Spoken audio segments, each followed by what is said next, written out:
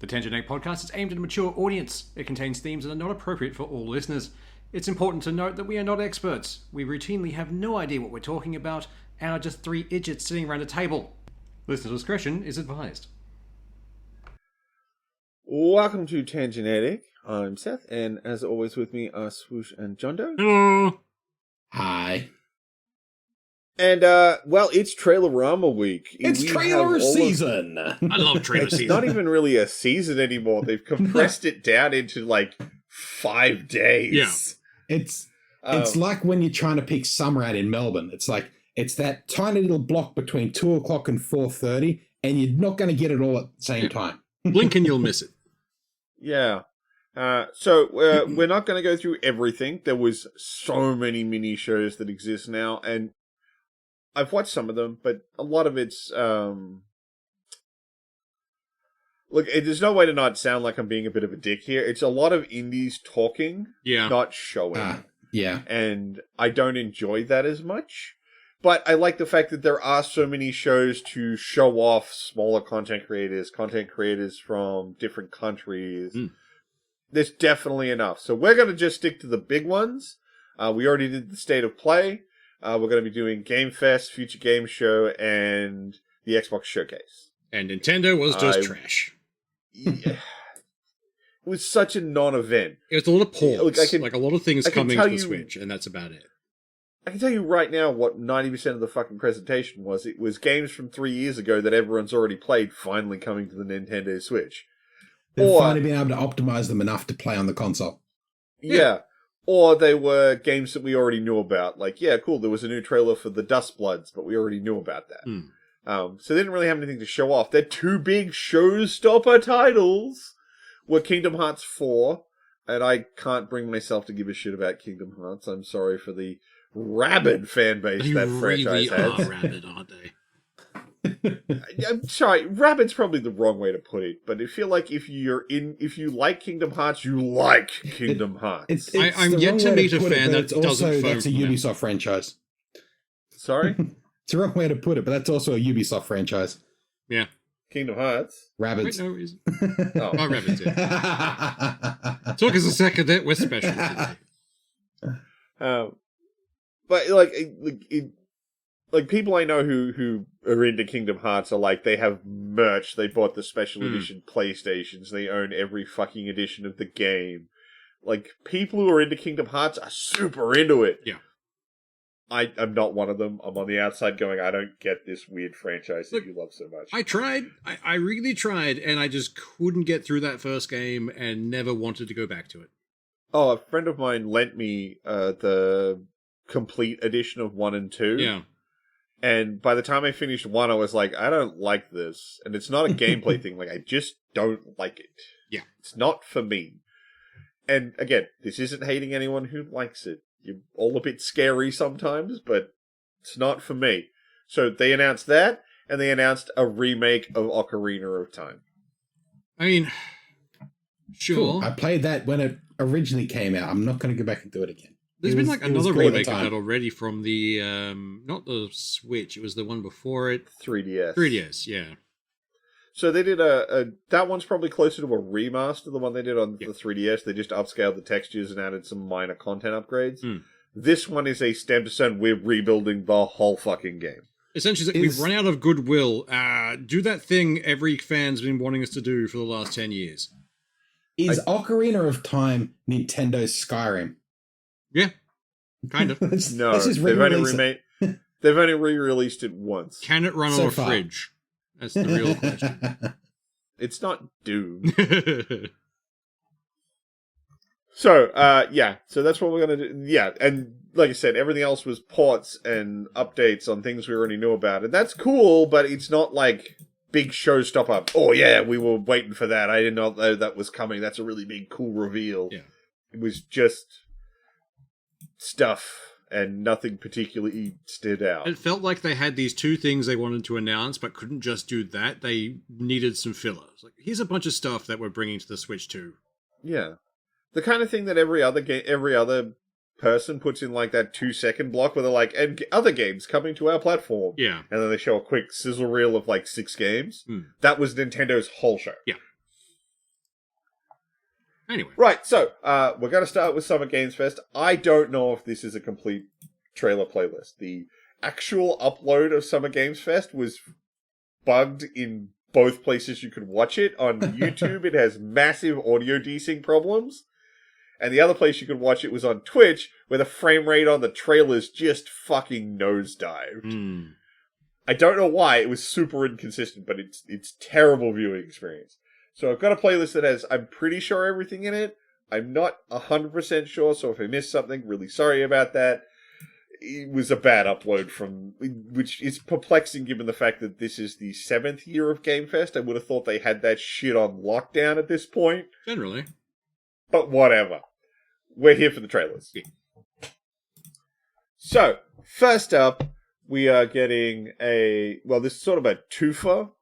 The actual first trailer in this playlist is for the remaster of the original The Wolf Among Us, which is kind of cool, and it's coming out pretty soon because it's to get you hyped for the fact that they're actually doing a sequel to it. Nice. It doesn't look bad either. It's Telltale, which means it should be pretty good.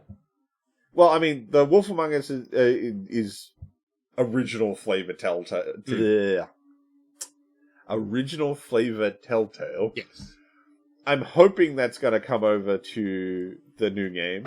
I don't see any reason it shouldn't, and I'm pretty hyped for it because I really like The Wolf Among Us, and I like the old Telltale style, even if I have long ago learnt that they will remember that. No, they fucking don't. No one remembers this. They're the kind of games that unfortunately, they set them up like you can play them multiple times, but really you can only play a Telltale game once. No, you can play Because it once normally, and then a second time to be disappointed when you realize nothing changes. Yeah, like there'll be key aspects you're like, ooh, I'm really hyped to change that this time. They don't. Yeah. Like, the one I always remember from the original Walking Dead game was there's a point where someone steals your RV. That's not a choice. There's nothing you can do to stop the RV being taken because no matter what you do, someone takes the RV. Yeah. It's not actually a choice. But they're really fun the first time through when you haven't figured it out, and it's just you're there for the fucking ride. So I'm pretty excited for that. Next up is a non-trailer for something that I am interested in. I originally thought this was going to be a movie, and then it's like, we're making a game instead. And like, I will not fight you on this. I thought they were doing a movie of this. Same. Yeah, I think they still are. I'm not. That one sort of goes on like hiatus every Here it now is. and It's then. not anymore. Here it is. It's not anymore. Yeah. But this is the trailer for the TMNT The Last... Fuck You Phone. The Last Fuck You Phone, my favorite game. I was waiting for that. This is the trailer for the TMNT... Be quiet! I am trying to silence you! Stop stopping me saying the title of the fucking game! For the Turtle Power Teenage Mutant Ninja Turtle Last Ronin. There you go. And I mean, like, it's being done by Platinum Games. Yeah. And Platinum Game make fantastic character action games, so I've got a lot of faith that that'll be good. Hells yeah. I'm The getting... next one, the next trailer, this is probably a swoosh game. It's based on a Danish comic book. Oh, no, Belgian, I think it is. I think it's Belgian, and I know this exact one because there was also a Saturday morning cartoon based on it. Yeah.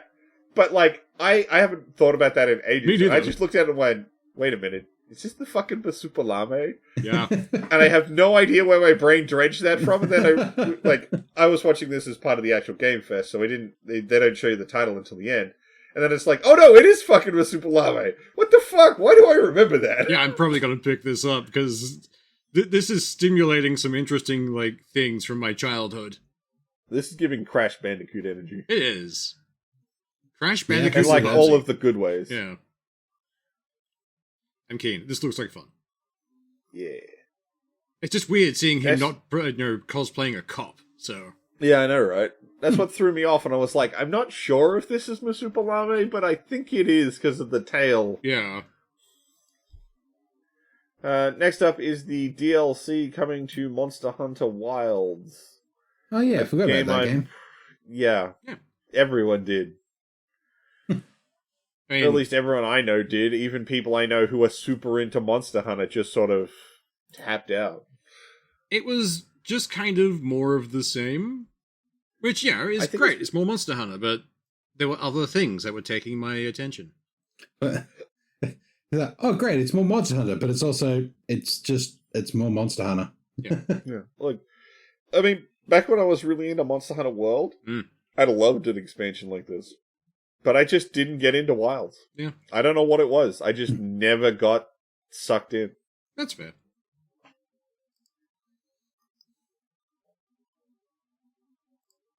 Looks good, though.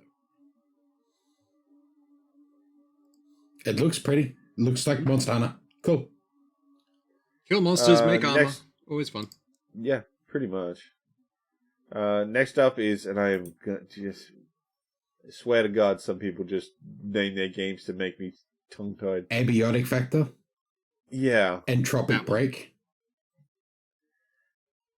I've seen this around on Steam, but I've never actually looked into it because it never really pulled me in. What the fuck is this? Things I don't know. I'm unclear. Which is something that I feel is a real problem for games these days. A lot of the trailers... Like, I know I'm the kind of person who's like, less is more in a trailer, but like, I need to know what I'm picking up. Yeah. And I'm not clear what this is. Give me a clear genre at the very least. Come on. It almost feels very time splittery. A little bit. Kinda, yeah. Next up is Bobby Rewind. Oh, yeah. I only know this from the memes recently because it's coming out the same month as GTA 6. Yeah. You got to admit, they are going for very, very different demographics. They really There's not a whole lot of overlap. They have no worry for their target audience. I was a bit worried about, that time because it was one of those things where, it's going to be GTA 6 and no one else is releasing around that time. But now there's, the Godzilla game as well. It's like, well, I'll get that instead of GTA 6 because that game's far too overhyped. This is the thing I think is dumb. Everyone's like, oh yeah, the Godzilla's going to take down... It's not. No. Stop. Stop. It's not. No, it's not you're going all sitting there going, I completely believe Swoosh won't pick it up. Yeah. But most of these people posting that fucking meme, it's like, no, you fucking asshole. You're going to buy GTA 6 like everybody fucking else. Yeah. You might pick up Godzilla, but not to replace GTA 6. Yeah. Stop lying to yourself. I'm still going to get GTA 6, just not at launch. I'm going to wait for that shit to come down. I won't pick up GTA 6 because I'm not going to buy a fucking console to play it. Oh, that's right. It's only PlayStation, isn't it? Console, yeah. Yeah. Well, in that case, I'm not getting it. Fuck them. Yeah. Next up is Small Land 2 Lost Realms. Fuck, I'm getting this. I played a lot of this game because it's just you are fairy in a garden, build house, survive. It's weirdly fun and cathartic. That's pretty cool. Yeah, but now you seem to be able to play a were-squirrel. Yeah. Yeah. Is it PvP? It can be. Basically, it's a open world survival kind of thing. But instead of making multiple bases, you go to the tops of certain trees and can just summon your base there, which is really useful. So you build one base and you're done. You don't have to keep rebuilding or moving around. Oh, Fairy's going to love this game. Oh, they are. Yeah. But me and mate of ours, Apple, we've played a lot of this game. Nice. Next up is what I've been hanging out for, which is the trailer for Alien Isolation 2. Yes. I will watch someone play this while I scream like a little bitch. Yeah, probably what you played, I'm going to play this. Not my kind of game, but I want to see it. I will 100% play this, and you'll still watch me scream like a bitch. Yeah. That's they say. We've been scared by an arcade machine in one of these sort of fucking games, so... Things like, I love the aesthetic, the style, and everything to do with the Alien franchise, but it's like, it's perfectly made to scare the shit out of me. Goddamn. Well, this time, it's not just in Space Station. There's outside stuff, too. So, it's going to be able to hunt you in the wild now. Ooh, you get to go outside and be scared now. Yeah.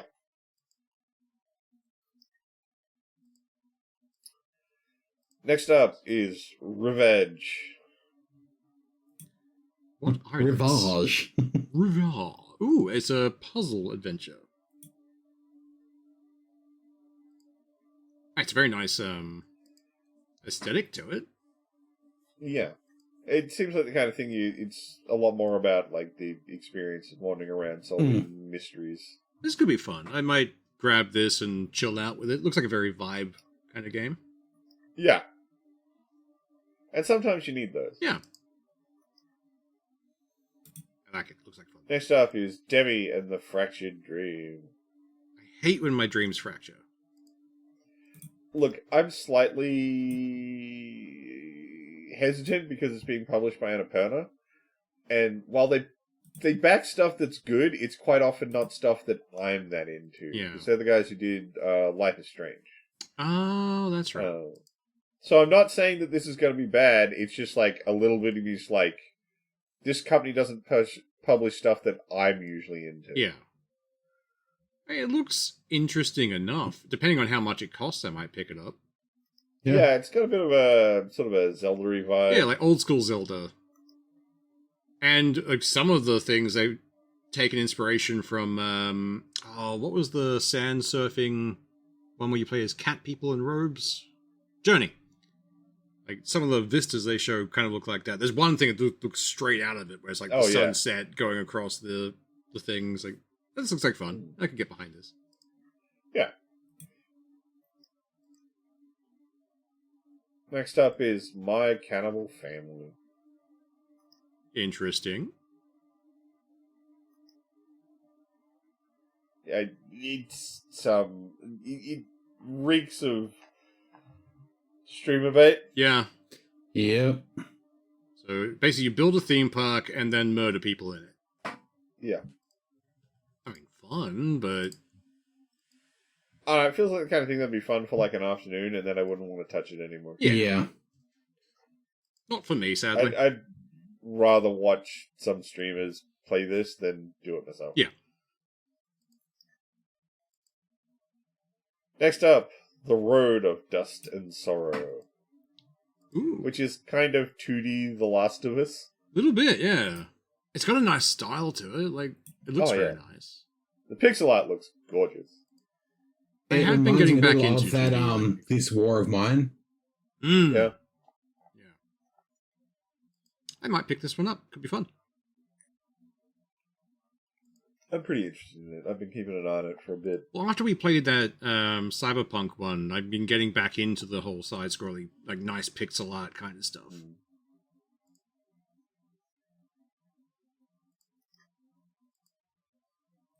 Next up is what I wasn't expecting. DLC for Chronos. Oh. I thought the studio had forgotten about this game. Well, I assumed they were planning to move on to the sequel. Yeah. They probably still are, because apparently this is the same game, but you play it from the perspective of the warden instead of the traveler. Interesting. So I'm not entirely sure what it is. I'll probably pick it up, because I fucking loved Chronos.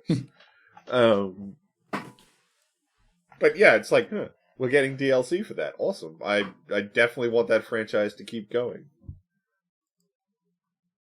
Love it.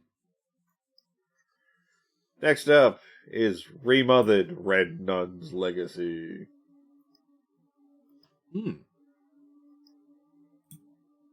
Which is a survival horror series I've never particularly... It's never sparked my interest to check out. Yeah, it looks interesting, but not enough to really pay attention to. The vibe I've always gotten is it's a game where you're always being hunted, and I've said it before, I don't really like those mechanics in horror games where you're always being hunted by some immortal foe. Yeah. For me, it just seems like we have Silent Hill at home. Like, kinda, yeah. Yeah. Next up is... Does it say, all it reminds me of is like from that Resident Evil game, the big chick who chases around the house. It's the whole game of that. Which is why I'm not interested. It's why I don't like the Outlast franchise either. No, Outlast? I think Outlast is the right one. Yeah, because that's the whole shtick, and I just don't like that shtick. Next up is Tanuki Pond Summer, which is basically you being a Tanuki mailman. Yeah. And it looks really cute and fun. Doing sick tricks on your BMX. Yeah. Well, you got to get that mail to them quick. Exactly. It does look pretty interesting. Like, this I might pick up if it's on sale or something and I spot it. Like, this could be fun. Well, look, at release, if it's just not that expensive, I'll probably pick it up. It looks like a fun chill game. Definitely. Next up is Gundam Rogue Orbit. Ooh, new Gundam, always fun. And it seems to have a single-player component. It does, because it's a single-player game. Oh, then I'm probably going to pick this up then. Oh, it is. It's family. It says single-player family sharing. I thought the second one was multiplayer. Oh, good. Nice. I always love the Gundam stuff. It's just, the games I've played before just haven't quite hit. I don't know why, but this looks pretty fun. Yeah. Well, it's weird because there's a little bit of a split with the actual Gundam community because they think the Gundam in this one looks a little too Armored Core. Armored Core. He doesn't look Gundam. It's got It looks Gundam to me. It's close, again, but I'm not a big fan of the franchise. Yeah. And then there's the fact that people aren't sure whether it's an animal or not that it's fighting, because it looks like it bleeds, but at the same time, a lot of the time when Gundams get limbs ripped off, the fluid, all the servo fluid looks like blood. Hydraulic goo. Yeah. So people are just like, what are we actually fighting in this fucking thing? Honestly, every time I see the Gundam fandom arc up, it's over something stupid. It's always any new series comes out, this isn't Gundam. Stop it. It's got the Gundam name. This is technically Gundam. It's got the iconic helmet. It doesn't have the guy with sombrero again, sadly.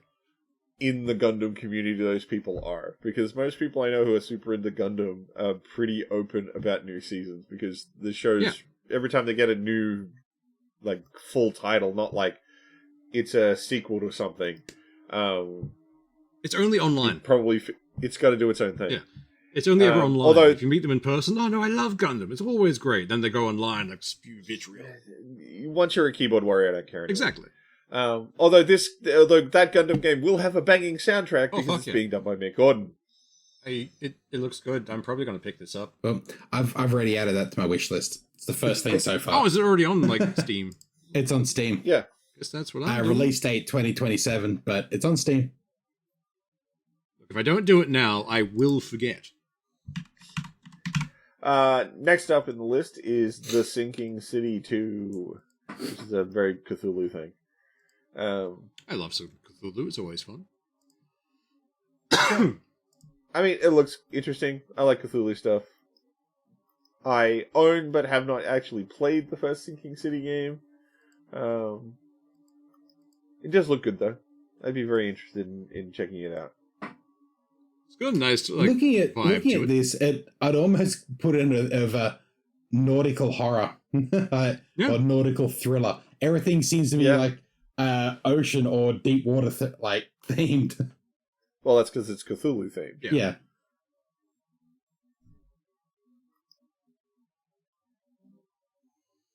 It looks fun. Next up is Son of, and I'm probably going to butcher this, Thanjar. I would have gone Thanjar. Yeah. Yeah? I have no idea. Thingamajiggy. It looks very pretty. Look, I look at words like that, and I'm like, I compare them to trying to say jalapenos, if you've only ever seen the word written down. Yeah. Yeah. It's Indian mythology and stuff. This could be fun. Yeah. It looks like Indian Assassin's Creed. Almost. That's the vibe I'm getting, yeah. Ooh, that's some interesting combat. That guy's head just went sailing. And you cut legs off, and that's awesome. They used very specifically Arabian-style weapons, like the whip swords and stuff. Yeah. It's I'm pretty into this. This looks like fun. Yeah. This is really cool. I'm skimming through. I just got to the ending with the burning fucking chain whip. Holy shit. Yeah. Shit looks absolutely tits. Love it. Next up, Hold fast, American Revolution. I won't play this game. I will probably watch Remy play it, though. Yeah, definitely. I don't get why these games are popular, but they fucking are. So, Yeah. if you're part of that community, have fun. I'll probably wait out for the modern combat American Revolution, because it's got to fucking happen soon.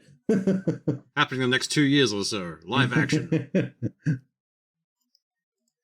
Next up is the release date trailer for Forever Skies. Thing Swoosh has played. It is very... I haven't played it in a while. I've been letting it build up updates, so I might pick it back up once it releases.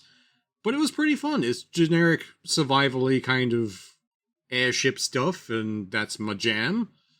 I stopped playing it early on because it just didn't have story yet. So it just got a bit samey going between different places and had like 2 dungeons that they were on repeat. But if it's fixed or updated, fuck yeah, I'll give it a shot. And I already own it. Next up is the... I think this playlist might have crossed over with some of the stuff from the Xbox showcase, so we may end up skipping some. Oh yeah, there's been the last couple have all been Xbox. Yeah, but like the Gundam Rogue Orbit wasn't at the Xbox showcase. That was at Games Fest. Because all the way back to Small Land were all ID at Xbox. Yeah, I know. But yeah, they just weren't part of the showcase. Fair enough. But I think the Palworld 1.0 release it was, so we'll figure it out. Look, I'm doing my best here, man. I'm trying to get all the trailers and not miss any. God, get it right. Bite me, you'll see all the stuff. This is the main reason that I recently purchased Palworld when it was still in early access, because I'd only ever been playing it on Game Pass. But I picked it up so that when this hits 1.0, I get all the stuff for a much cheaper price. Well, that's next month. Yeah. I'm keen. I liked Palworld. I spent a lot of time in that fucking game. The next one in the playlist is why I'm pretty sure we're pulling some of the stuff from the Xbox showcase, because it's the Final Fantasy Revelations trailer, and I don't remember that it's at Game Fest, although I could be mushing the memories together in my head. I mean, I have enjoyed the other ones, but I'm going to be waiting till it drops down in price, because I haven't enjoyed the game for the price point. That's fair. I've never been that into Final Fantasy. The remakes. Sorry, I've been really into some Final Fantasy games. I was never a huge fan of Final Fantasy VII. Yeah. So this whole remake, redo thing they've been doing with this trilogy of games has not been my jam. That's fair. I have been, like, now that that's almost done and we're about to get the last game, I'm actually kind of tempted to actually pick it up and play them. Because it's like, oh, I can get the whole story now. Yeah. I don't have nostalgia or anything like that working to keep me interested. It's like, oh, I just want to play the whole story. But yeah, I mean, it looks good. If you're the people who've been hanging out for this conclusion to the new trilogy, happy to you. It's coming to all platforms day one, so that's good. Nice. No time delays.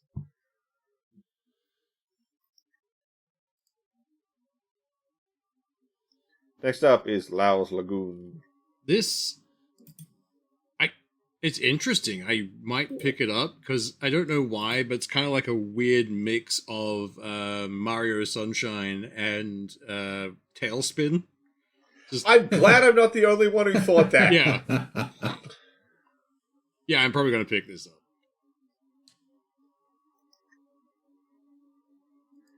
Next up is Memento. Which just seems to me like another one of those games like Unpacking. Yeah. Where you just sort of... Neaten up a space. I think this one's more about like looking at, like, there's probably like some story stuff and stuff so you can like experience some of the items and things. But yeah, it seems to be just one of those like designer space things. Yeah. They're not my jam, but I definitely know that Unpacking fucking exploded when it came out, so it's like, apparently there's a group of people who are super into this. Next up is Swords of Legends. This looks interesting. I'm probably not going to get the English dub version of it because this guy's already annoying me. Yeah, no, a game like this, it's like we're playing this in the Asian language. Yeah. Like Black Myth. Yeah. But I mean, it looks good. It does. Like, it's very stylish. I'm pretty into it. And again, different mythology that we haven't seen for ages. So keen. I mean, we're getting a lot of Chinese mythology games, at least coming to the West now.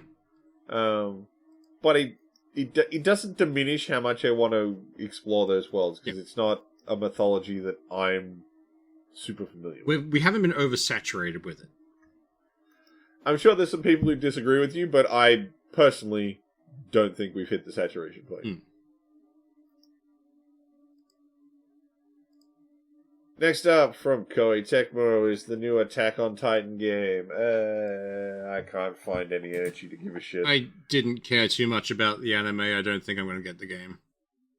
And, I mean, I read the manga. I'm aware that the ending is hot garbage. I never got into the anime because it was too fucking slow. Oh, it was, yeah. So, the games don't hold any sway for me either. If it's your jam, have fun, but this is just not for me. Yeah. Next up is a remaster of the original Hitman trilogy. Using the new system, or... Well, we don't know. It's literally just like 40 seconds of a logo. Yeah, it's basically just them saying, we're doing it. It's basically just the Marvel logo, but different. Yeah. Next up is Trine 6, which I can't believe they're up to the 6th one of these. I'm not saying that's a bad thing. I just can't believe we're up to 6. It looks like a fun party game, maybe. So, have you never played any of the Trine games? No. I haven't. They're really good. They're really, really good. They do play better if you've got other people. Because the idea is that they're bound together by this magical item called the Trine. Yeah.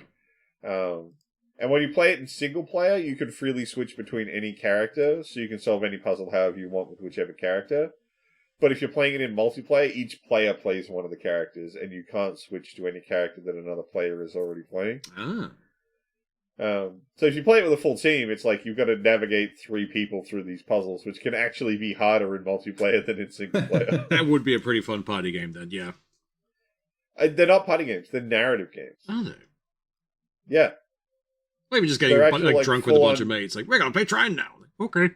Oh, 100%. That would be an amazing way to kill an evening. They're actual, narrative side-scrollers.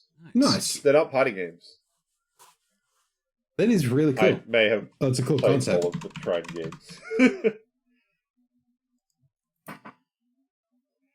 Next up is just character reveal trailers for Street Fighter 6.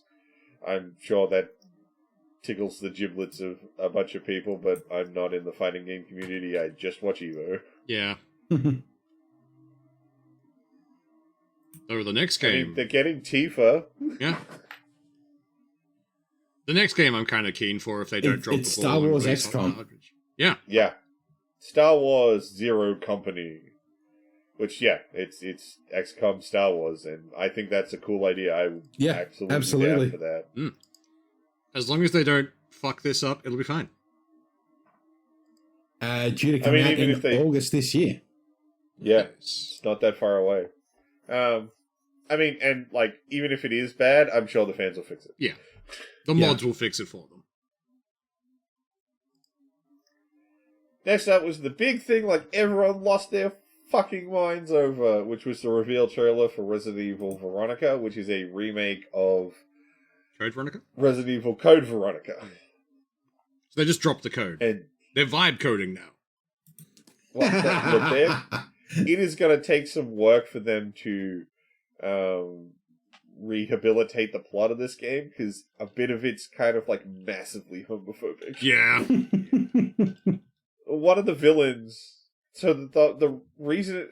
I'm about to say this very confidently, but the minute now that it's being recorded, I'm I don't know. If I recall correctly, the reason this one's called Code Veronica is one of the 2 twins called Veronica, who has the Code Veronica version of the virus, puts herself in a tank to absorb the virus for fucking ages.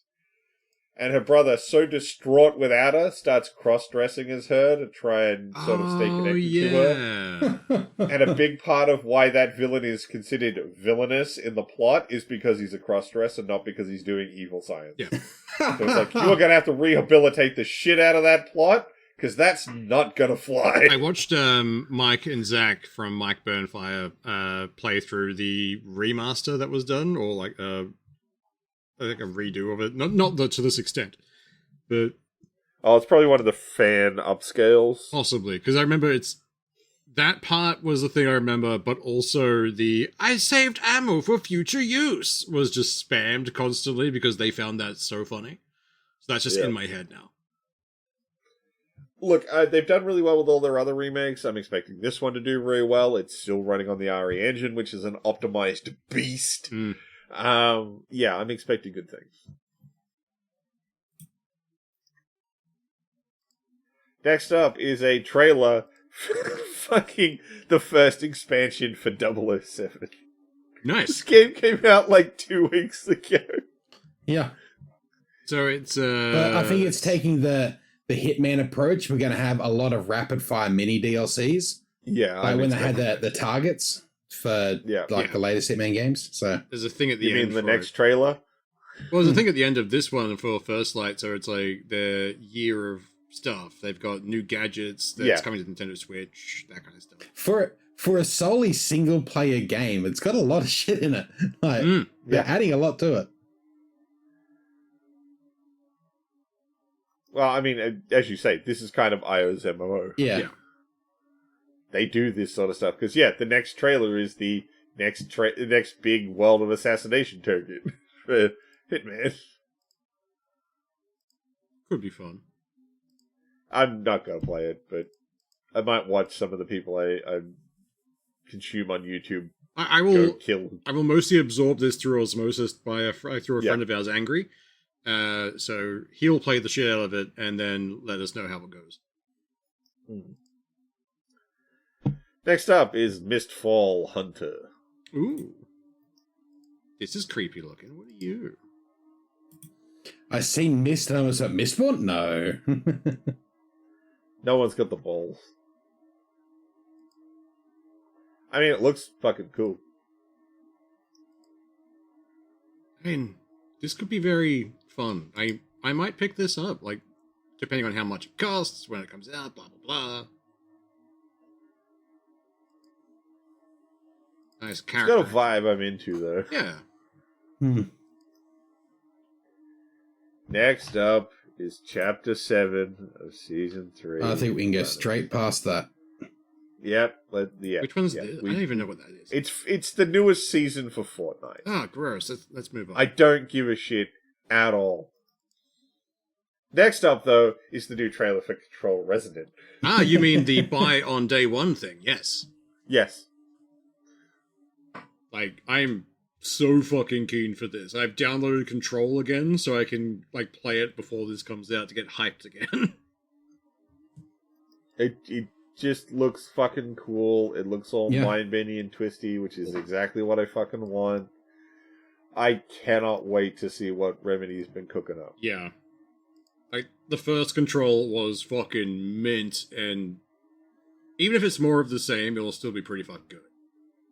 Well, it seems like something's like the monsters have escaped the oldest house in Manhattan. So I'm like, what the fuck happened? How did anything get out of the oldest house? What is fucking Artie doing about it? Yeah. Good, I love Artie. Next up is a trailer for an expansion to Mafia: The Old Country, which I think I'm the only person who's played this game. Yeah, I didn't get round to it. Yeah. More of a cinematic trailer than anything else. And like, that's cool, but I played that game like a year ago? Is this what, a DLC? Yeah, it's a story expansion. Cool. So it's the old country and the slightly less older country. It's the new old country. Yeah. Next up is the new trailer for Stranger Than Heaven, which reveals 2 new cast members. Gasp. Well, one of them is particularly confusing. A lot of tattoos. Huh?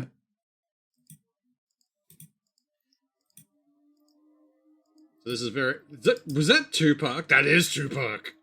Yeah, so the big reveal is that they've got Snoop Dogg and Tupac in this fucking game. But Tupac's dead. Why?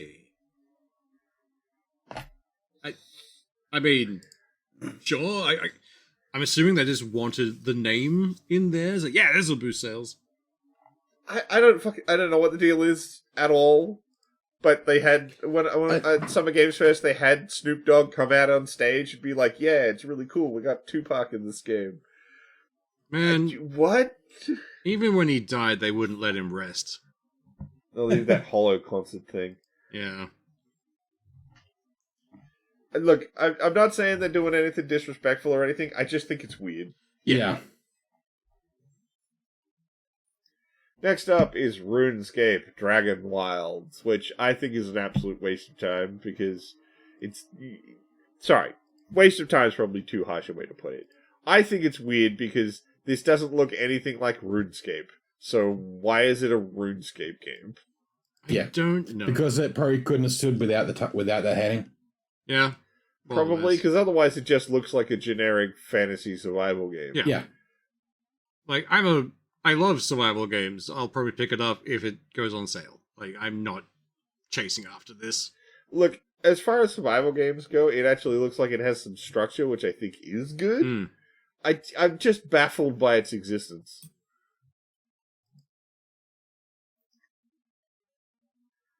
Next up is End of Abyss. Ooh. Seems interesting and creepy. That was a human centipede looking thing. That's horrifying.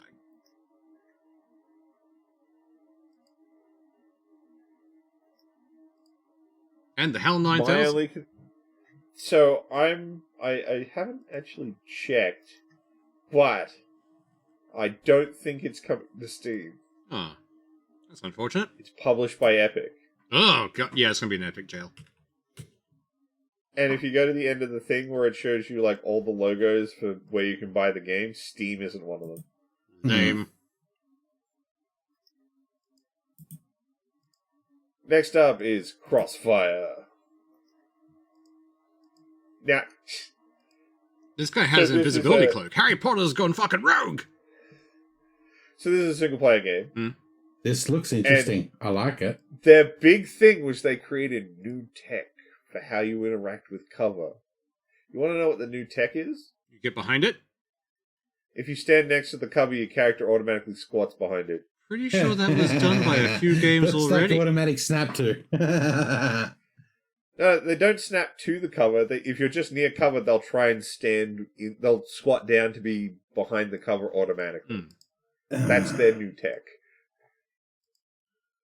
I mean, looks interesting. There's some weird, like, magic-y thing happening. What the hell? Look, I like these sort of like sort of stealth, high-tech military games, so I will probably pick this up. And it's currently listed on Steam. Looks like a lot of nanotech kind of stuff. Yeah, I'm not sure what's going on, but I'm keen to find out. Yeah. Looks interesting. It's got my attention. Next up is Armitus. This seems familiar for some reason. Yes, we have seen trailers for this before. It looks very Doom-esque in the way they're going. It's honestly, it's giving me Dark Souls, but with guns. Yeah, definitely. Gun Souls, And I let's don't go. necessarily think that's bad. Yeah. Could be fun. Yeah, it's looking good. I'll let you be the canary in Next this up- coal mine, and then I might jump in after. Sounds good. Next up is Forever Ago. I thought that said Forever Ego for a second. I mean, it's another Annapurna game, so it's probably going to be a little more about vibes than gameplay. Yeah. Driving around in fields. Yeah. It's got a very, like, old man going on a road trip vibe, so I think it's going to be a little more of that. But, you know, if that's your thing.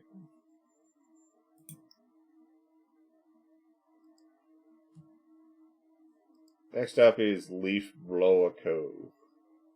So I have seen this on Steam already, and a lot of people on my friends list have been playing it. I mean, it fits into the same category. Pressure washer. Seen people... Yeah. No, are you sure you've been seeing people play this, or people playing Leaf Blower? It might be like something of a very similar name. Because there's a game called Leaf Blower that's on Steam. That's probably what I'm thinking of. That's a weird 2D thing. And then there's this. This is giving me much more, as you said, Power Wash Simulator vibes. Looks vibey and interesting. Like, it could be a fun one, like Power Wash Simulator. Just chill out, play with leaves. I would have to be convinced to check this out. Yeah. Yeah.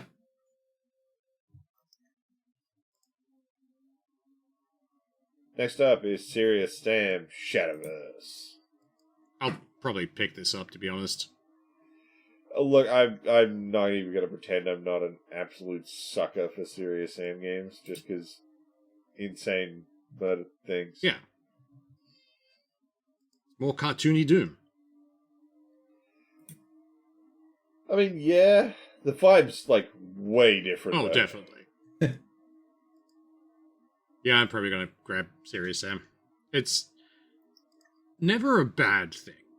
It's like pizza. Even bad pizza is still pretty good pizza. Still bread and cheese. Was that? Serious Sam 3 was not good. Yeah, maybe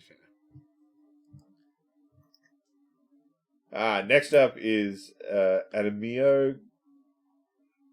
This is the sort of Pokemon knockoff game where you can turn into the Pokemon. Oh, yeah. I mean, it looks gorgeous. Yeah, it does. Very cute animals. I will have I may pick it up just because I like Pokemon stuff, but... I will probably pick it up because I like Pokemon off-brand stuff now, or like the rip-off things, because they're doing better stuff than Pokemon currently. So it's like, alright. Yes. Well, and I like the idea of being able to turn into the monsters. Yes. So they're not just a menu interaction. You can actually, like, use abilities and do stuff. It's like, that's... To me, that's a nice shake-up on the formula, and I'm willing to check it out for that. Hells yeah. Although, there is one thing that I've noticed with a lot of these Pokemon knockoff games that it seems to be completely skipped by everyone who's doing them. Why are the humans always in a just slightly enough different art style to the monsters that they don't feel like they fit? Yeah. Yeah. It is a bit odd that way, but... As much as I give shit to Pokemon, they have always had all of their stuff have a coherent art style between the monsters and the humans. For some reason, a lot of these Pokemon knockoff games just get some hyper-real models, and then... Well, not hyper-real, but, you know, more real proportioned humans, and then go, cartoon monsters! Yeah. And it doesn't feel right. They might explain it. Maybe humans came from a different planet. Like, oh, weird monster things. We'll take over this. But I doubt that. Either way, it looks kind of cute and fun. There's a better than zero chance I'm gonna keep that one alone. Coming to Steam. I'm gonna check. I do believe it is, but it's been a while since I looked. Yes, Animo. It's free. I believe there's a demo. They're doing a server test right now. Yeah. Next up in the playlist is BioEden. This reminds me of Terraforming Mars. Well, given the fact it's a game about terraforming, it should. Yeah. There again, another game that's a pretty good chance I'll pick up at some point. No guarantee on that, though. Yeah. It's very fun. Next up is Hot Wheels, but Burnout. I mean, I'm kind of tempted. I'm not going to lie. This coming out means we're extremely unlikely to get a Hot Wheels DLC for the latest Forza game. Yeah. Because this looks like Hot Wheels Forza. Hot Wheels has decided we'll make our own Forza with blackjack and hookers. And the Donkey Kong on a tower. Yeah. Look, it does feel like a toy set, which I really like. They Yeah. didn't go the hyper-realistic kind of route. I'm okay with that. I'm more interested in this simply because there's another arcade racer to give some competition to Forza. Yeah. Yeah. Just to keep Forza on its toes. Not necessarily because I think this is going to be amazing. I hope it is for whoever plays it. I just want the things that I like to have a little competition so they don't end up like the fucking Pokemon game. Yeah, they don't stagnate and stop innovating. Keen, program. Next up is, I do believe this the... Wuthering Waves? I think... So this is The free. Cyberpunk crossover with Withering Waves. Yeah. I've never played that one. I'm always skeptical of any free game that has this kind of level of detail to it. Gotcha. Oh, Withering Waves is a gacha game. Oh, okay, that makes They're more sense. very open about it. It's the one thing I respect about gacha games. They're very open about what they are. Nice. At least you can't, like, stumble in the door and not know what you're walking into. Yeah. And I respect that way more than any of these games that, like, bait you in and then try and sneak money out of your wallet. Like Fortnite. These gacha games are like, we're gonna hold the good shit. Yeah. You need to pay or grind. Pick one. That's fair. Next up is Blood of Dawnwalker. Vampires. Yeah, it's kind of medieval Blade. A little bit. I mean, it looks good. It looks like a lot of fun. Kind of vampire, sort of Witcher if vampire. Yeah. I could probably see myself picking this one up. Oh, I'll definitely pick it up. I can guarantee you that. I'm pretty interested in Blood of Dawnwalker. The next one I'm definitely picking up. Yeah, next one's the trailer for Star Wars Galactic Races, where they finally showed off pod races. They're in the game. Yay! I'm keen for this. And I don't like racing games, but I want this. There was a pod racing game, I think it was on the 64. Yeah. You mean And episode 1 pod racer? yeah, I played the guts out of that game. Oh, Holy same. fuck. That game will be I know I've told this story in this podcast before. It will be irrevocably tied to sitting in Swoosh's apartment at 2 a.m. Yeah. because we were going to Supernova, and the other person who was in the room with us was asleep and snoring so loud me and Swoosh could not sleep, so we just sat in his apartment trading races as we played through Pod Racer instead of sleeping because we couldn't. It was a great day. It was pretty fun. And Pod Racer will be forever tied to that memory for me. Yeah, same. But this looks good. It does look good. As long as it's going to be coming to PC, which it is, I'm quite happy. Yes, it is. It looks like there's an actual like story that's tied to the races and progressing through the world. So Yeah. I'm not entirely sure how much I want that. Depends how heavy-handed they go. yeah. Next up is the trailer for Assassin's Creed Black Flag Resynced. Look, I If they was weren't keen for trying to this, but charge then me I the price started of a playing. full game. Yeah. Oh, yeah, no, fuck that. See, I was keen for this, but then I picked up Windrose, and now I don't really have that itch anymore. That's fair. Yeah, they're gonna try and charge like $120 for this, and it's not gonna sell. Yep, I'm gonna wait for it to drop down on a Steam sale. And last up in this playlist, which I hope is everything for Summer Games Fest, I think it was Gen Atlas. Oh, this is the one where you have, like, the giant robot head, and... Yeah. This thing. And I have no understanding of what you're actually going to do outside of a lot of punching other robots. Yeah. Which is alone is enough to get me interested. I will punch a Rubit. So, yeah, it looks interesting. I will definitely be keeping an eye on that one. Oh, it's the new game from the guy who made Shadow of the Colossus. I thought it might be. Like, that's the but- big Yeah. thing about it. You can see that in the bones of it, like just the Yeah. feel of it. Right, so that was Summer Games Fest. We will briskly move on to the Future Game Show. Hooray! And I hope you're strapping in for a long one to listen to this time around, because we're already at almost an hour, and we've got 2 whole showcases to do. Goddamn! First one, I would suggest watching on your own later. It is the gameplay reveal for Exodus, which is the new game everyone's like, this is going to be the new Mass Effect. And it looks really good. It does look really good. I'm probably going to grab this one. I absolutely am. But yeah, it's got a slightly less serious tone. Oh, it's already on my wish list. Cool. Yeah, it probably was. But it looks good. It looks really fun. Anything that kind of even if it can't quite scratch Mass Effect itch, if it gets close, that'll do. Yeah, pretty much. Next up is 1666 Amsterdam, which seems interesting. I've heard mixed things about the gameplay demo they put out. Conceptually, it sounds fun.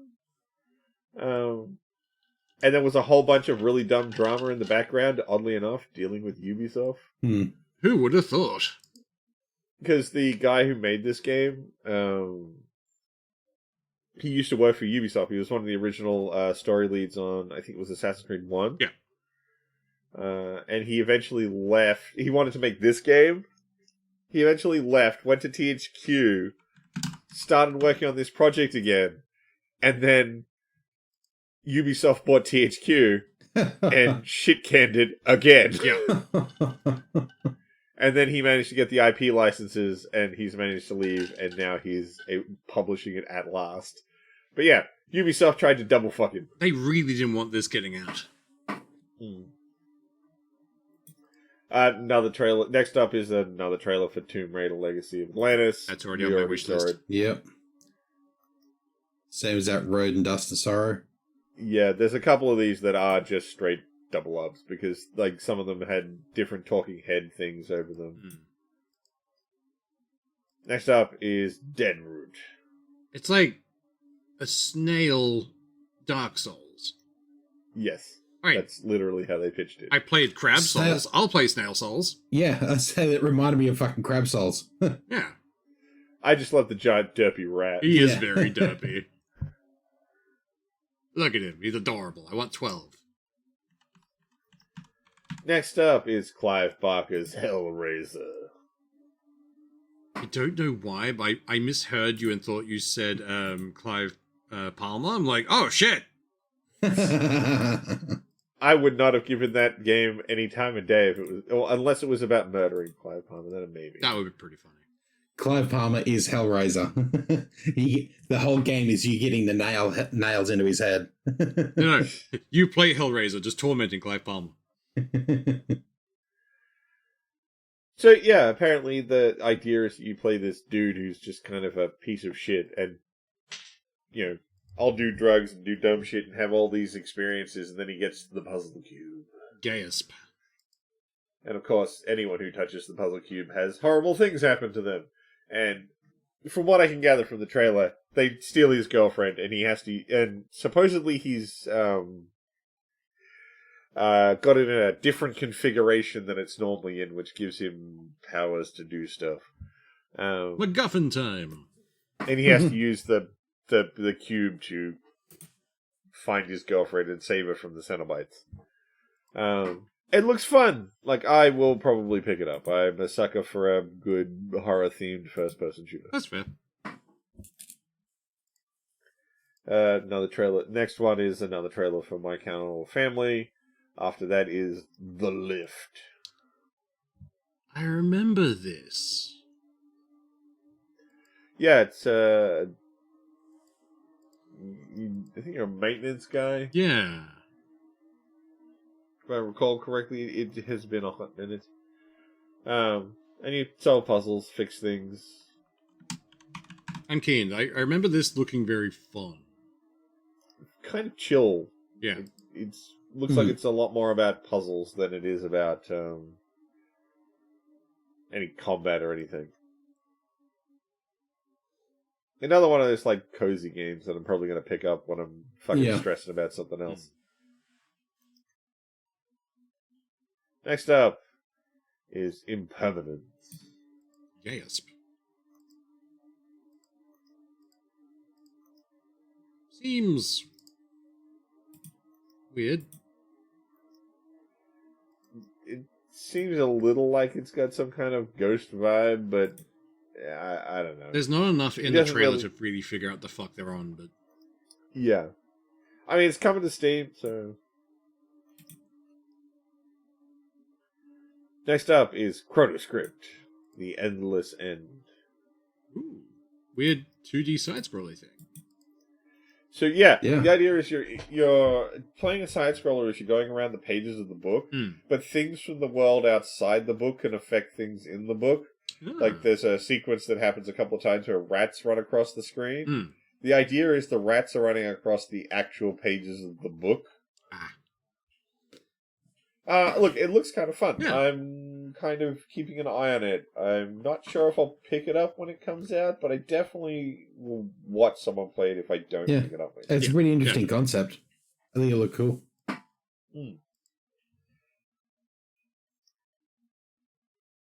Next up is Cordura. Cooperative psychological horror. Okay. Yeah.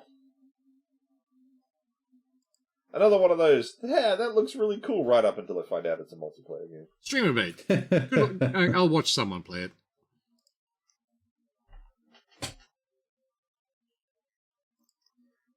Next up is the repeat trailer for Animo. So the next actual trailer we'll be looking at is The Altars, which is an expansion pack for The Altars. And I don't care because I didn't play The Altars. I played a bit of it because it was on Game Pass. Wasn't bad, but I didn't really finish it. So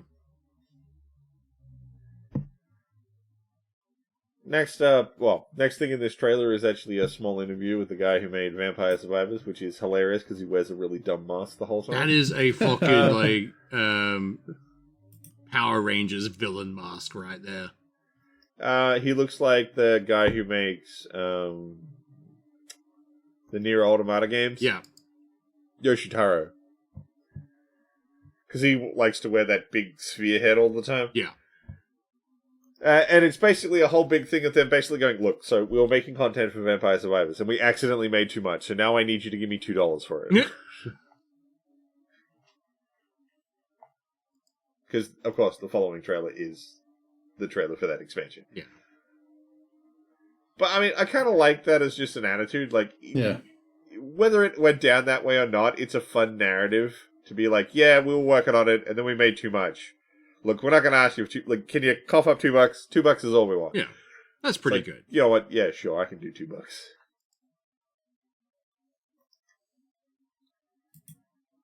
Next up is Skatesteer, and I don't understand why this game exists. Tony Hawk, really but you're a woman. Yeah, well, that's it. It just feels like knockoff Tony Hawk. Yeah.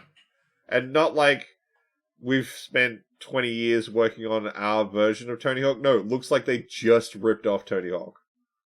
It looks like someone started to try and make a skateboarding version of that BMX Triple X game and then chickened out right at the end. Yeah. But like the whole game has this like the way it looks to play just feels like no one learned anything in the intervening years about how to make a skating game. Yeah. And it just like it peaked at like Tony Hawk 2 and we don't want to do anything else. It looks like it feels like Tony Hawk. Like I imagine the control scheme is just the same. If this had come out in like the late 90s, like back at Tony Hawk's peak, it may have done better. Yeah, but it feels like it's a game from that time. Yeah. I'm not saying that it won't sell or anything. You can get the 2 Tony Hawk remakes pretty cheap. Yeah. I don't understand why I would buy this over just getting original flavor. There's a couple of repeat trailers, so the next actual trailer is They Will Come. This looks interesting. I'm a sucker for steampunk, so Yeah, you are. I swear we've seen something for this trailer before. My problem is you seem to be playing this really chibi-ized child. He looks like James from James and the Giant Peach. Yeah. And I don't know why. That just sort of slightly puts me off the game. There's just something about it. It doesn't feel like it fits quite as well. I don't know. There's just something that doesn't work for me there. Yeah. Although I do feel like the dude with the octopus mask, I feel like someone really locked in on Psycho Mantis and was just like, I can't forget that face. Next up is Defender of the Crown, which is a remake of an old game. Looks like a fun casual game, but it's not for me. It's all realm stuff. Yeah. And yeah, no, it's not my thing. I'll probably watch someone like Remy play it. Definitely. But it's not for me. Next up is a rather belated expansion pack trailer for Blasphemous 2, which came out ages ago. It did. I'm like, I know I'm always like, put your stuff out when it's ready to go. Don't undercook it. But like, there's also an amount of time you can wait to put something out. As a DLC, definitely. After a certain point, it's not a DLC anymore. It should just be a standalone game. Make something different. It's less about make something different. It's like, I would have to play the game again. This isn't like, oh, I played it a month or two ago, and I can remember how to play it still. No, I'd have to restart Blasphemous 2 to play this expansion pack. And I don't know if I want to commit to playing the whole game again. Yeah.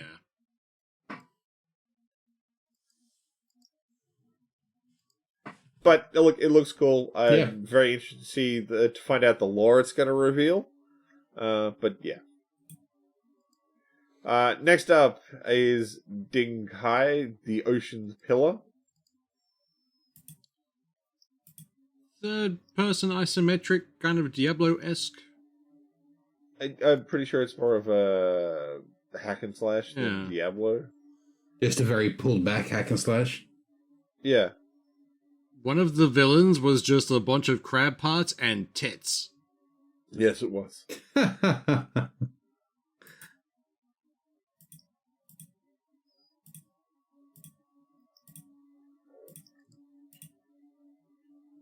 It looks entertaining. Next trailer is Don't Fret. Well, now I have to fret. They've told me not to. I'm probably not going to pick this up. I might, and I say might, watch someone play it, because it seems like a new entry in the mascot horror genre. Yeah, I'm kind of done with mascot horror. Yeah, I don't really like those that much. I might watch Markiplier play it. That's about it. Maybe Daz Black. For me, that's still just a big maybe, because like this genre has not, like, Five Nights at Freddy's started it, but like it's just sort of it hasn't really improved from there. Yeah, this might be the one that does it. I don't know, but I'm not gonna play it. I can tell you that straight up. It's not my cup of tea. I'm not gonna pick this up. This just screams F-Zero. The next one, yes. definitely. Next trailer, AGX GP. They literally made a bunch of F-Zero jokes in the actual presentation about how this looks like F-Zero. At least hide it, guys. Come on. I mean, it's wearing its influence on its sleeve. That's fair. Actually, this looks like if you crossed F-Zero with Trackmania. Kind of, yeah. It's got a little bit of that vibe. I mean, look, it looks kind of cool. I'm not going to play it. I'm sorry. I've mentioned many times that I'm not a racing guy. I don't play a lot of racing games. There's got to be a certain vibe. Forza, Star Wars, something like that. That's what gets me into racing games, not just this. I hope the people who play this have a marvelous time.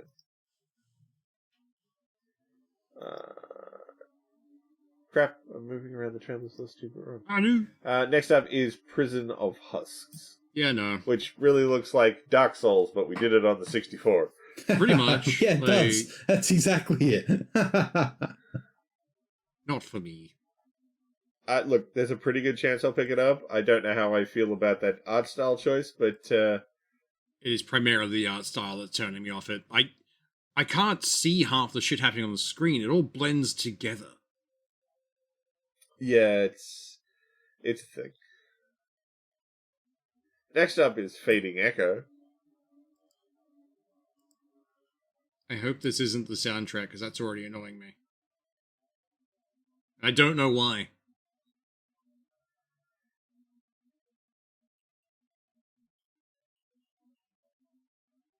It looks nice, kind of, but I don't think I'll be grabbing it. It's got a cool art style to it. I don't know how much I want to actually play it. Next up is Be My Horde. I have this game. I'm pretty sure I've got it somewhere too. Or I've at least got something very similar. Yeah. It's a fun game. I enjoyed it. Yeah.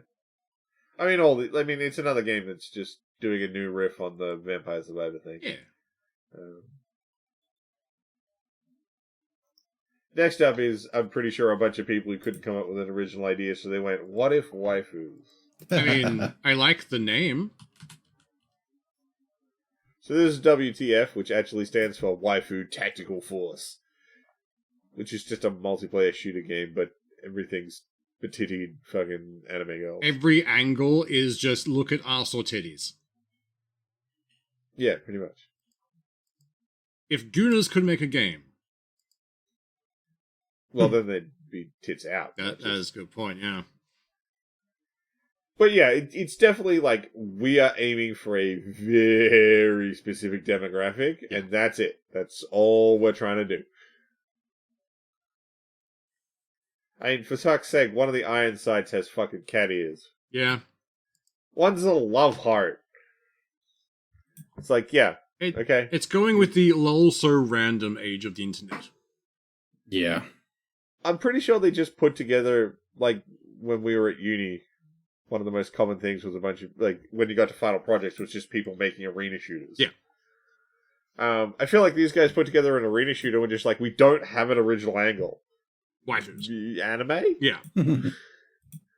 And that's it. They thought no further than that. Look, it might be good. I'm not going to play it. But, yeah.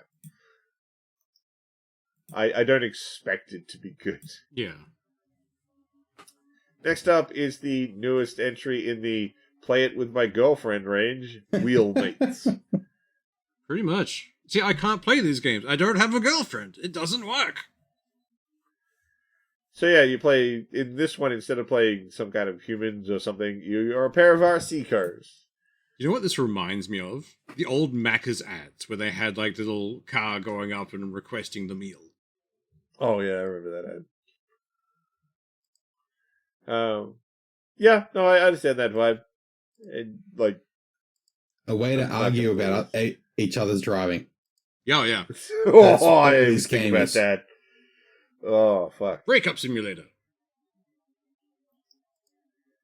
It's building IKEA furniture. I've read a thing a while ago that, like, couples therapists were prescribing these kinds of games to work out issues like to communication and that kind of stuff, like to help with relationships, because they have to talk to how to do them. It's also really good for if your partner has an issue with you playing games and they don't games, like, okay, I'm going to get you into this. Like, this is why I play games, because they're fun. Like an entry point.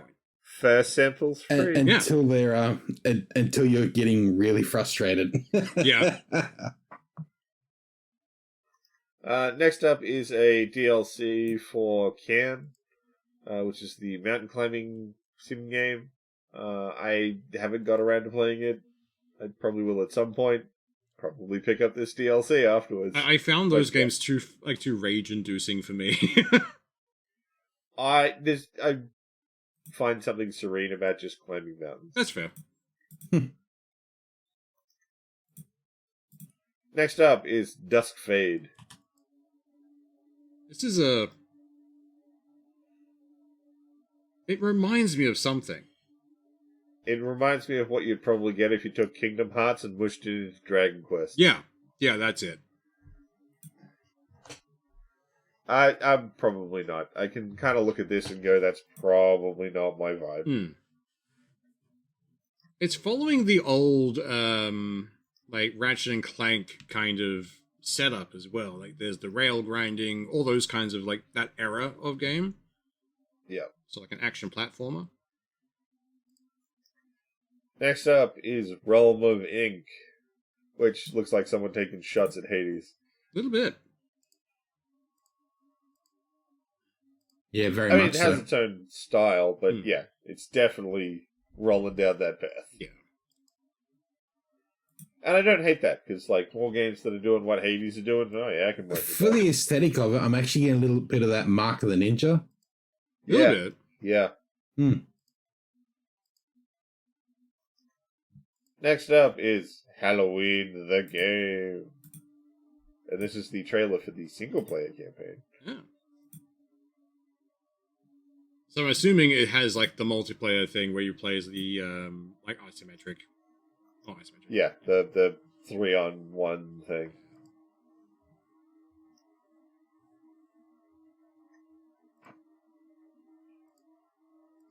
Yay. I don't know. I'm finding it incredibly hard to give a shit about that game. Yeah. Yeah. Next up is Sky, Children of the Light. I believe this is an expansion, which is a Van Gogh themed one. And this is made by that game company, so it will be very pretty and serene and... Yeah. It's just... I don't know. Anytime you look at Van Gogh as like, oh yeah, this is where we're going to get our inspiration for a game. Okay. Well, it can't be about his life. His life sucks. Yeah. He didn't get famous until he was dead. Basically, it's just we wanted to have the aesthetic and the art style, but that's about it. I assume it's going to be sort of an interactive art gallery where you're going to, like, explore things based on the paintings he did. Yeah. And that's fine. I mean, that's actually the sort of thing I would expect out of that game company. Yeah.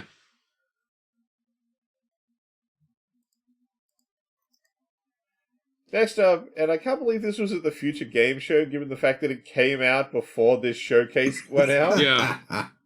was the trailer for the remake of Gothic 1.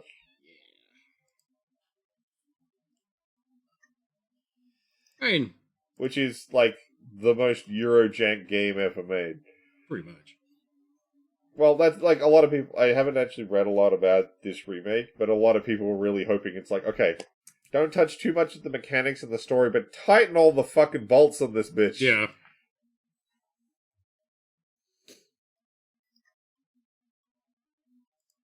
I don't know what this next game is. Engine 4. It is Yeah. a extraction shooter. Oh, okay. Think That like, explains a lot. was it Snowpiercer, but multiple trains, and you have a small train going onto other big trains. Yeah. And you try to loot everything and get out before your trains diverge. It's like, yeah, it's a cool idea. I would probably play it if I got it in a Humble. Yeah. Or someone bought it for me, but that's it. I'm not buying this on my own. Next up is the trailer for the DLC to Little Nightmares 3. There was a lot of DLC trailers, by the way. They're all... I mean, Little Nightmares is always entertaining. I won't pick it up, but I'll watch someone play it. Well, the problem I have with Little Nightmares 3 is it leans a lot more on the multiplayer function, where the previous two didn't. Yeah. Next up is a trailer that I'm pretty sure John will watch later, which is a bit of a deep dive into the new Ace Combat game with the devs. Yep. But that's really all it is. Just Next looks up so after pretty. that is... Yeah, I know it does. Next up after that is The Pines, which looked like someone saw the first Alan Wake game and went, trees are scary. Someone saw Alan Wake and The Happening. It's like, mix these together. Kinda.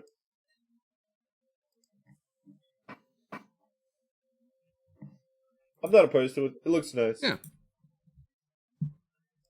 I might pick it up again, as always. Depends how I feel at the time.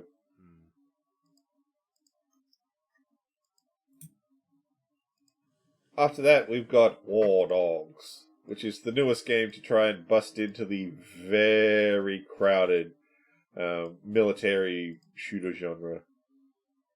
Multiplayer military shooter. The one thing I do like, I've already got this on wishlist, is 3 competing factions on a map, not just headbutt. You've got yeah, and the more people that are in a certain area determines what you can actually call in to assist with the combat. So I don't know, it'd be interesting. Look, I'm not saying it's going to fail or anything, but, like, you're trying to bust into a pretty very much competitive genre. Yeah. That's pretty locked down by the big guys. COD and Battlefield have been holding down on this particular platform for ages. Yeah. And with stuff like Insurgency in the wings, it's like, oh, man, breaking out in this might be a bit hard. I'd be curious to see where it tries to fit, because if it's trying to go, like, almost sim shooter, like, it's got armor to compete with. Yeah. For the large battles, it's competing for a lot of fucking fronts here. The vibe I'm getting for it is that it's more going for, it wants to compete more directly with Battlefield. Mm. At least that's the vibe I'm getting from the trailer. I don't think it's trying to go quite as sim as Insurgency. I think it wants to keep that quick gameplay, but with the big battles. So I think, it's coming for Battlefield. And the last one we have, I'm going to call it a demake, even though they won't, because this is a non-VR version of Arizona Sunshine, which is a VR game. Yeah. Really? I know it's a VR. Like, so this is going to be a general third-person shooter version of it. All right.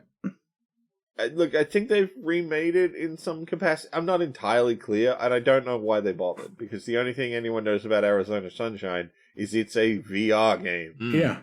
So, why... I assume they're like, oh, we're not making enough money off VR, so we're just going to make a traditional video game now? Okay.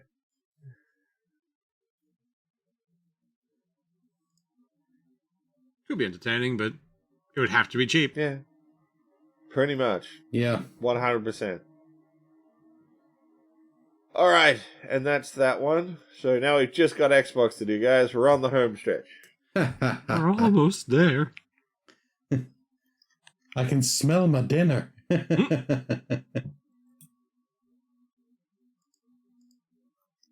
So, of course, this one started out with the big Gears of War E-Day trailer. Which is pretty long, and the guy's not... I don't know what happens between E-Day and where you get in the games, where you get into the other Gears game, but somewhere in the middle there, they must have fucking hit every one of these guys with like 8 kilos of HGH to get him to be fucking big enough. Oh, definitely. Yeah. Because these guys, in the main characters like Marcus and Dom, don't look nearly as jacked as they used to. There was also a bit of controversy with this trailer, because they can't say this is going to be a Xbox exclusive game. But at the splash screen at the end of it with the title, it says PS5. Yeah. Yeah, and they don't want to talk about what the deal with that was. No. Despite the fact that they have reiterated that it is an exclusive to Xbox, it's not going to PlayStation. The thing that seems to be the controversy is, like, a lot of people are like, look, it's fine. Just say you were developing it for PlayStation and change your mind. That's okay. But they seem to want to be like, no, we won't. We we're never doing that. Why would you say that? That's horrible. I mean, it looks good, but it's Gears of War. Yeah. Mm. Like, when doesn't Gears of War look good? Yeah.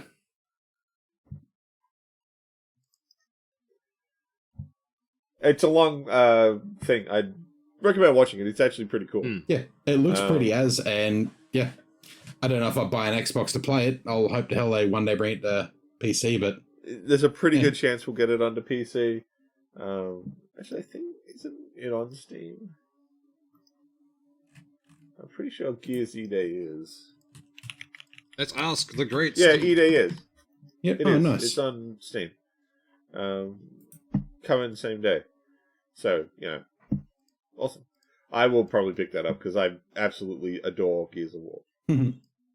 I just wish they'd sack up and give me 2 and 3! I'm almost sure the reason that hasn't happened is it's tied up in some kind of legal bullshit with Epic. Yeah.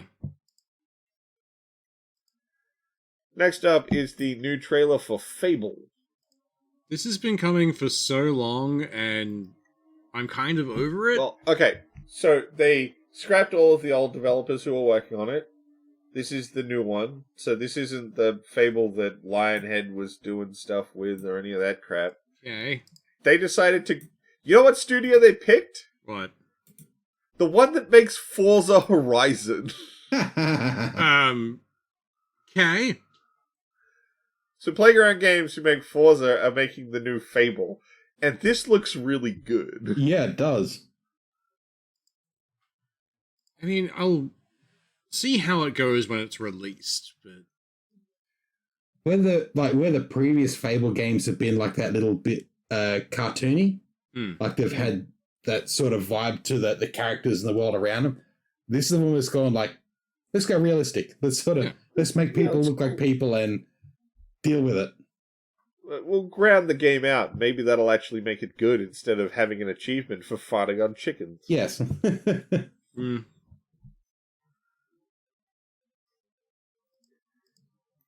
Next up is something Swoosh probably will buy.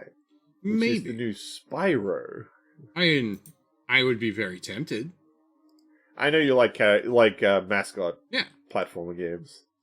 It's one of those things, like, I don't trust them not to fuck it up. At least it's a new one, not a remake. Yeah, like, we're getting something new, which is great.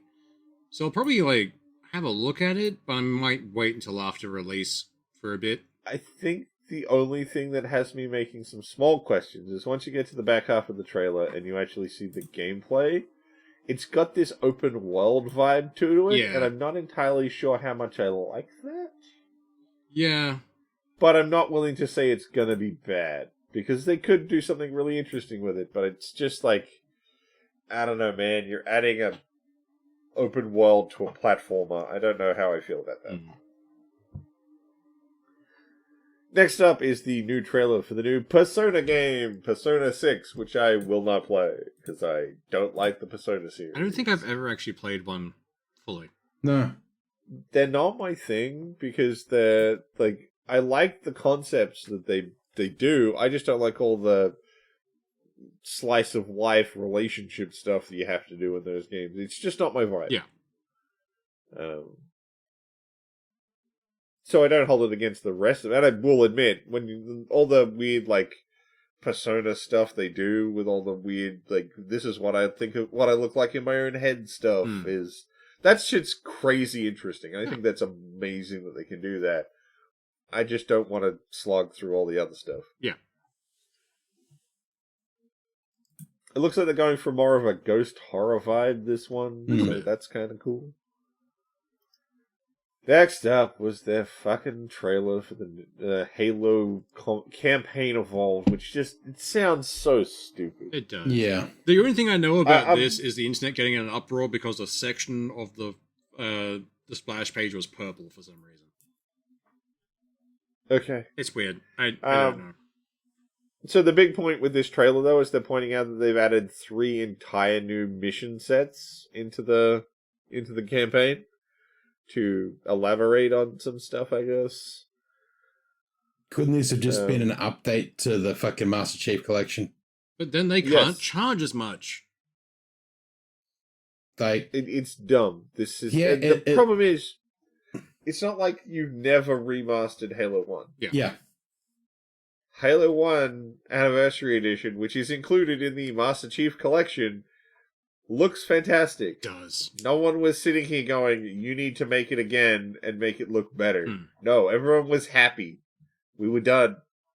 You didn't have to touch it again. I don't know what the point of this is, going back to Halo 1 and remaking it and adding extra levels to it, I'm pretty sure just to justify charging a full price again. Yeah.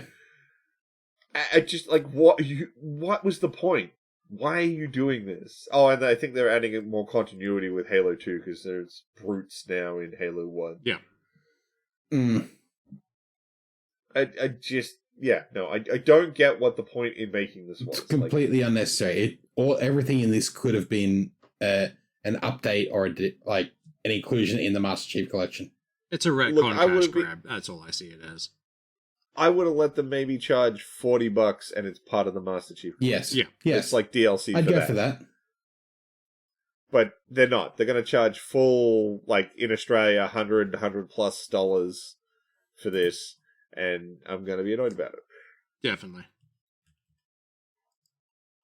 Halo Campaign Evolved listed as $89.95. Oh, yeah. No. Oh, well, that's slightly under the price they could charge in Australia. But there it's is still also a premium game. edition for $120. Ah, there it is. There it is. Which is, where is it here? A couple of skins. And, it's skin packs. That's all it is for the premium edition. That, of course it is. That's all it ever is. Oh, but you also get the game manual.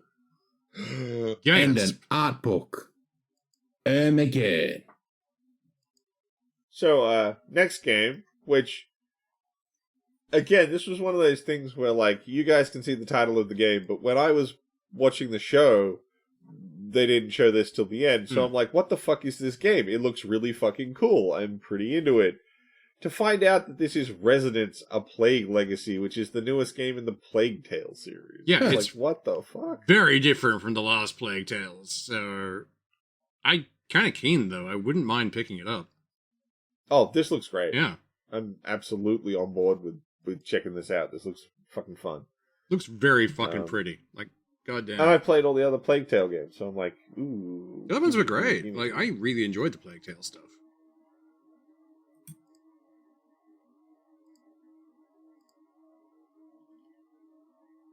Then, next trailer is the Persona 4 reveal, which is the remake of Persona 4. Yay. Good for some reason, they actually did split these up in the showcase for whatever reason. They really should have just been play Persona 6, not going to go back and play Persona 4. Yeah, I know, right? Apparently, Persona 4 is like one of the ones that like all the fans fucking love the most. Yeah. So it's not surprising they did a remake. I just don't care. Next up is one that I'm super excited for, and Swoosh will be double excited for, which is Clockwork Revolution.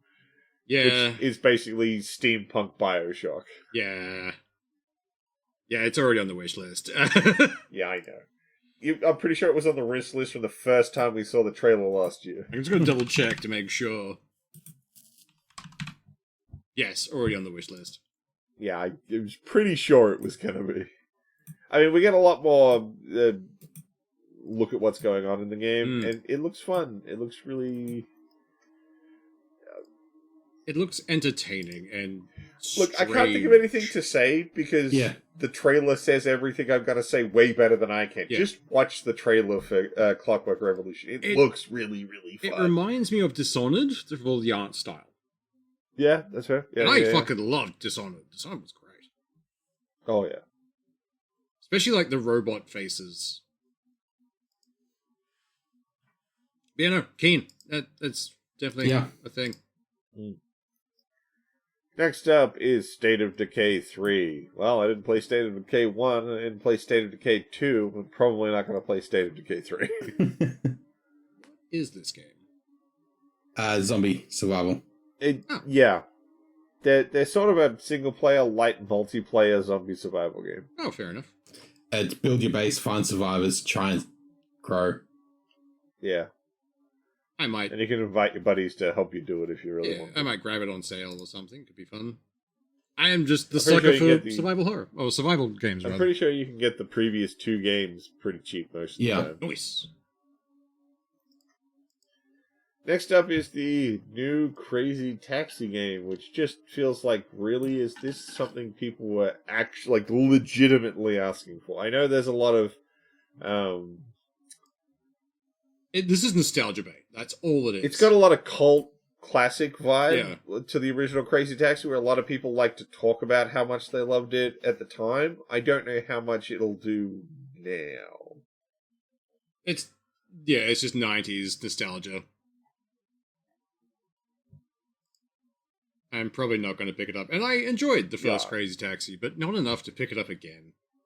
No. Yeah. Like I said, that's where I'm like, I don't know how much people legitimately wanted this that will pay over just like the memories. I can only listen to so much Blink-182. Next up is Senua, which appears to be a new game in the Hellblade series, except they've dropped the Hellblade moniker. It looks very interesting. Yes, it does. But, so do all their games. They have they've found their art style and they fucking nail it. Oh, fuck yeah. And I mean, I played the last two, so gotta play this one. Yeah. Next up is your yearly reminder that Sea of Thieves is a game and is still live. Season 20, apparently. So the big reveal with this one is they're allowing players to make custom game modes inside of the game, which is really awesome, but also I'm pretty sure signals that they're probably winding down development on this game, because now they're like, you do the work. Yeah, that's where like live service games go to die. They're at the pasture. Yeah. I'm not saying this is necessarily a bad thing for the community. I'm sure they'll do some crazy shit. It's just like, yeah, this is usually the point where these games die. Well, it's when to me it's the makers of the game going, we are out of ideas. Crowdsource. Yeah. 100%. So, like, I'm sure the Sea of Thieves crowd will like it, and they'll have a good time. They've been eating well for a long time. I mean, come on, 20 seasons? I didn't think this game was going to get past season 1. No, Pretty much. neither. I thought it was going to flop. Like, this is back when they first announced that fucking Skull and Bones. Skull and Bones. Yeah. I'm pretty sure holy like shit, this came out before Skull and Bones. Oh my god. This And game, it's I'm pretty sure, out- started getting really good to spite Skull and Bones. Yeah. It certainly seems... Look, it's a great example of what happens with these sort of live service games if you just let them cook. Yeah. You can't be like, season 1 sucked, alright, guess we're out. These games only work if you let a community grow and then serve that community.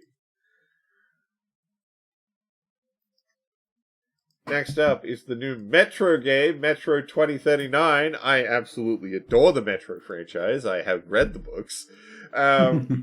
Yes, I am absolutely down for more Metro. Nice. Looks pretty, well, it's got the vibe of Metro. They've hit the nail on the head again.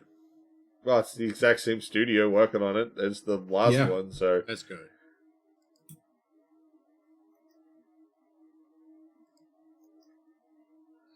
Post-apocalyptic bliss. Yeah, I know, right? Next up is Wulong 2.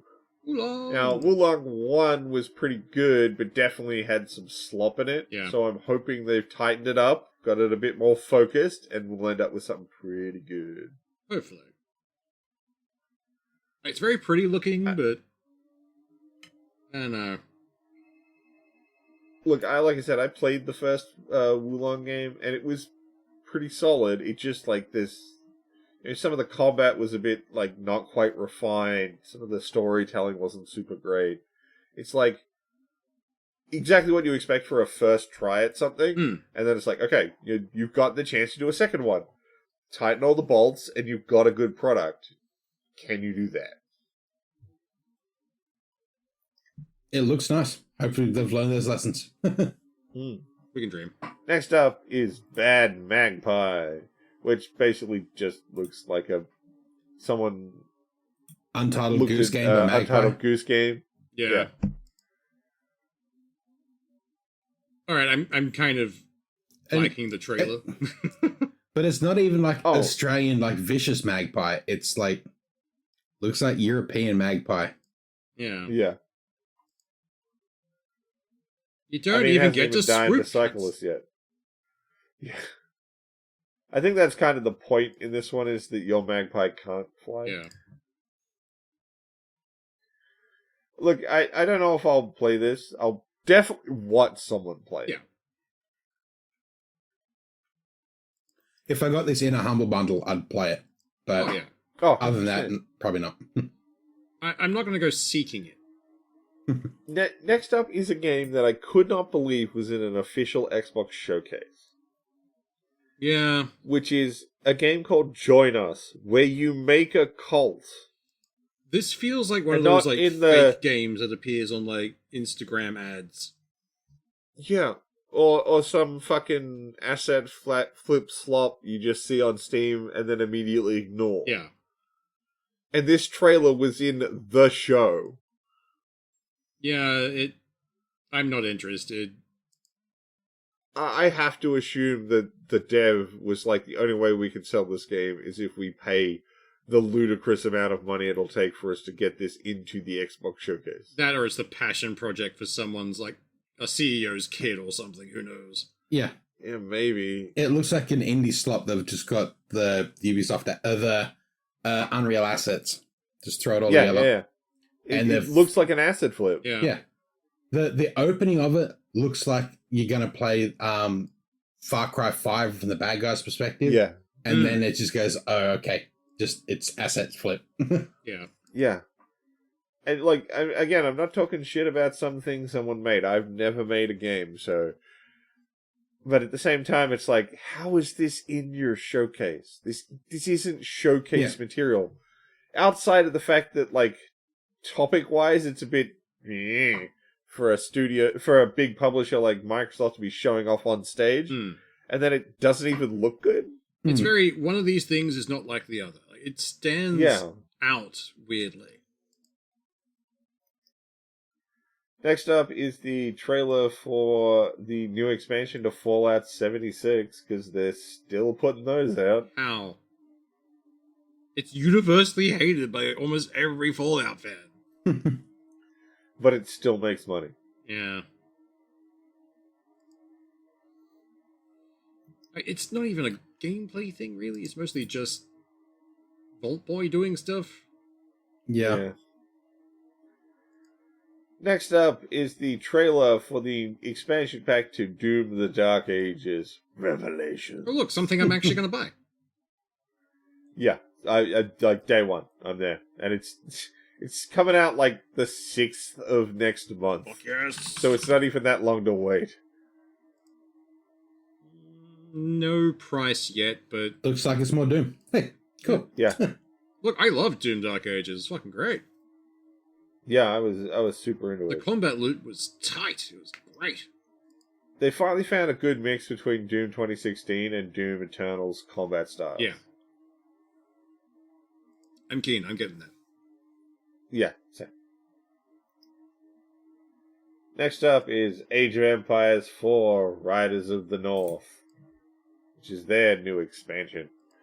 I didn't know fucking Age of Empires 4 was still getting expansion. Me neither.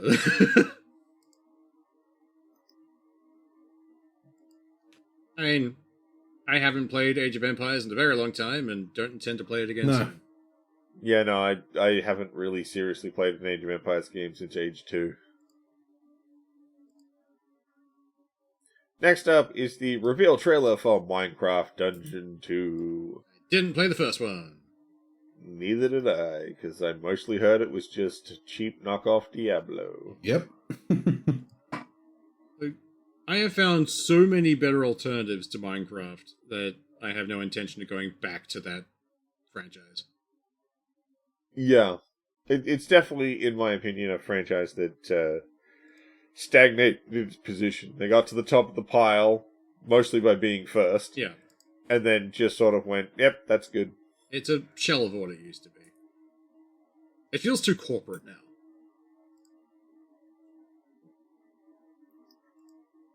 Next up is Magicians The Devil's Deal. This actually looks kind of fun.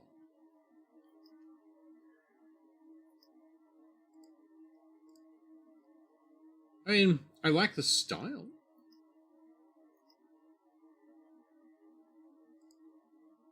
I mean, I'm hoping it'll be something good. We'll have to wait and see. I mean, so far we've only really seen a weird puppet show. So. Yeah. Doesn't- Toward the back you get Oh, okay, there's- in-game stuff. Ooh. Well, I mean, it's still choreographed, but it's like, it's more representative. I like the magic being like the stage magic for attacking stuff. That's kind of fun. Yeah. It's definitely something that's got a cool art style and a good idea. I'm just waiting. I'd like to see how it I don't know plays. the studio, so I'm like, I don't know what you've done. Are you good to? Am I expecting you to come out the gate swinging, or is this your first go? Yeah. Because that changes how much pressure I put in. It's from Uppercut Games, who have done Submerged, Epoch. Nothing I really remember. Yeah. It almost looks like a first-person Maze Runner. Kind of. It looks interesting. Next up is Velamortis, Yay, Mortis. which is that like Revolutionary War sort of looking French Dark Souls monster thing. Ah, French Souls.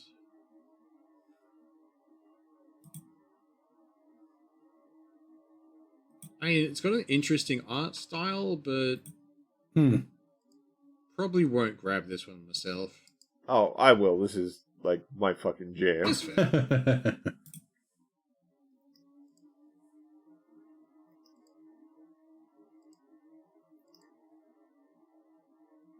Next up is the trailer for the Elder Scrolls Online. Don't care. Return of the Thieves Didn't know Guild that was still expansion. going. Yeah, I know. I don't want an Elder Scrolls MMO. They're not designed for an MMO. Next up is the trailer for the newest update to Microsoft Flight Simulator. Look, it looks pretty, but that's Microsoft Flight Simulator. Yeah. It's more flight sim. Cool. Yeah. See, every time I see anything for Flight Simulator, all I can think of is the old Nerd Cubed stuff back when he used to do like really edited things. And he's fucking with the glider. It's like, look, I can make the wings so it snaps like as he then struggles to breathe. Fuck, it was funny.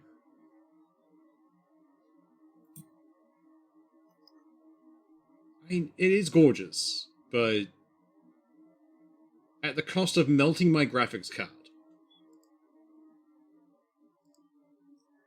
Next up is the new content coming to Where the Winds Meet. I will give them this. They put in some really fun Easter eggs. Like the what was it? Kung Fu Hustle and that kind of stuff. Like one of the mounts being the run animation when the two of them are running down the road. So it's like it's great. And I find it hard to recommend just because of how much they integrated AI into it. Yeah. If it's your jam, it's your jam. Have fun. Yeah, pretty much. Next up is Castlevania Belmont's Curse. Every time I hear Belmont, I just think of the animation where he punches Dracula like, you must be a Belmont. Yep. I'll probably pick this up just because, Castlevania. Castlevania games are pretty consistently a good term. Yeah. Gorgeous art style, fun, story. The fighting looks pretty solid. Yeah. Keen. Next up is Vivarium. Vivarium? What is this one? Life sim adventure. Which, yeah, it looks like a point and click, but they decided they really wanted to lean into that, 90s anime style. Wow, it really is. This is a... My brain is... I know it's not Miyazaki, but it's around that same time frame. Yeah. It looks very cute. Yeah, it does. Yeah. And the last trailer in this playlist is the trailer for the new Call of Duty Modern Warfare 4 expansion game mode. Duty. I mean... Well, 4 is the next game. This is the DMZ is their big map mode. Yeah. it's Call of Duty, which means I don't care. It's just that time of year again. New Call of Duty's out. Which I will admit, like the trailer they put out for this, like really does make the gunplay feel like crazy because they've instead of being, at least the way this is shot for the trailer, they put the camera like on the side of the guy's head, and the firefight just feels like absolute chaos from that perspective.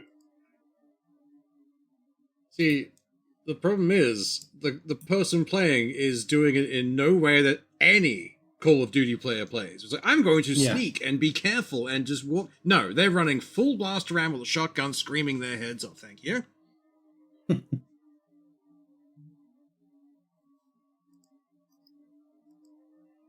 I mean, it looks nice because it's Call of Duty. Yeah. They put money into it, so it always looks nice. So I am more interested in this than I was for any of the Black Ops titles. Yeah. I like the Modern Warfare series. They're quite fun. I also like that Advanced Warfighter one they did, but it was set in space. I enjoyed that. That was pretty cool. That was Infinite Warfare. Advanced Warfighter was just the near future one. Oh yeah, that's the one where they had the exosuits. Yeah. Yeah. So I don't know. You know, the games that are really good that all the Call of Duty players think suck. Yeah. So I don't know. We'll see They're what entitled happens, to their wrong opinion. I mean, yeah, it is what it is. I don't care. It's Call of Duty. I think the last one I even bothered to check out was Cold War. Yeah. No, I played Modern Warfare 3, and I I was like, what the fuck is the ending to this game? This is bullshit. Oh, we're gonna kill a major character, and the bad guy gets away, and that's how we're ending this. This isn't a cliffhanger, guys. This is a real letdown. Yeah. This is a gut punch. Why'd we do this? It's not even a gut punch, because they don't spend nearly the time humanizing the characters in any way that's meaningful to the player. Yeah, it's true. The reason it worked in the original Modern Warfare set, that when they kill Soap, is because you played Soap in the previous game. So you had some kind of attachment to the character, even if it was just like, I played that guy. Whereas now it's like, oh, we killed Soap. Cool. He wasn't even a person in this game. It was just a fucking name floating over a character. You almost expect him, like, for the mission beforehand, to pull out a photo of his sweetie saying, this is my girl back home. Yeah. They're just such non-characters. And that's it. That's the 3 showcases we were going to go through. Fair enough. Pretty well. Only 2 hours.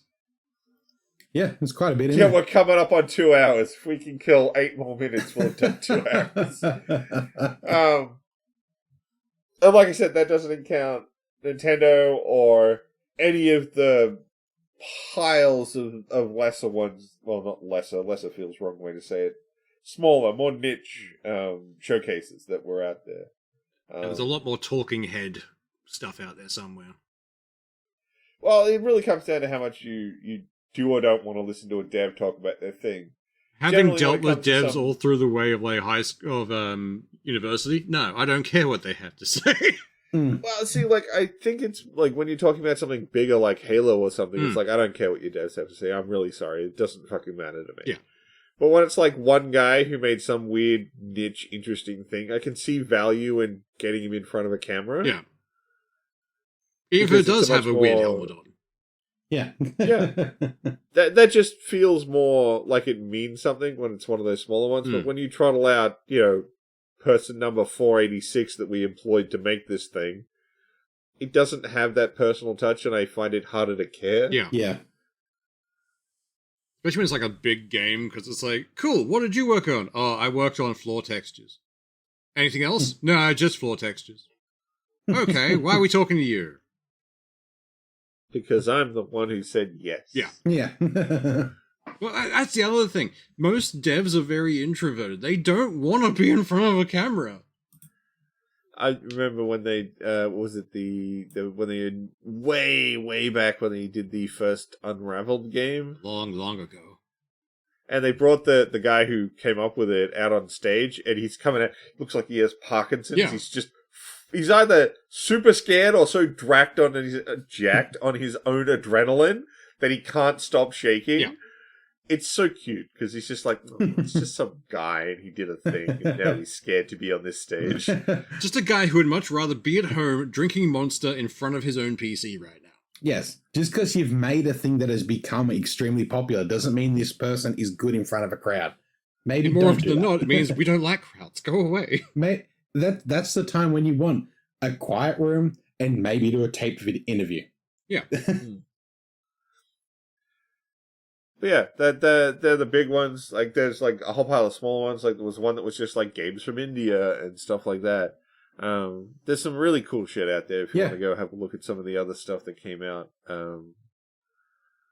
I'm really disappointed. Steam, for the weekend that this was all happening, they had a really good section in Steam where they showed you all of the showcases and what games were shown off at the showcases that are on Steam. Yeah. But it's not on Steam, or at least I can't find it. It's so bullshit, because it was such a great way to just be like, oh, these are all the games that got announced at Summer Games Fest. All right, here's all the ones I want to favorite. Yeah, now it's Steam Bullet Fest. They've switched their new highlight. They could have kept that trailer season open for a month and just left it as a single link somewhere. Just look at the games that were announced or shit like that. I'm more annoyed that it didn't even last a week. I'm finding a lot of them aren't lasting very long with Steam. Like, they seem to switch a lot. They might have a few that kind of load up differently depending on when you access it. Like, I'm almost sure.